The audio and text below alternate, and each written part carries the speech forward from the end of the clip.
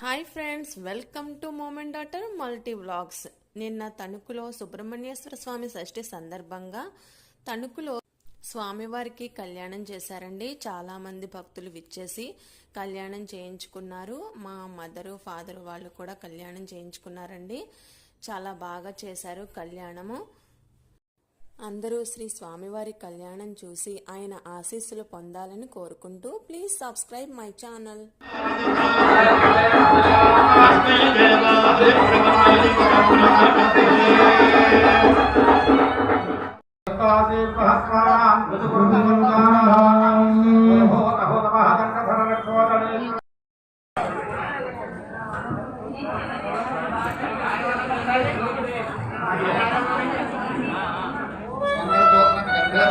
Macam mana?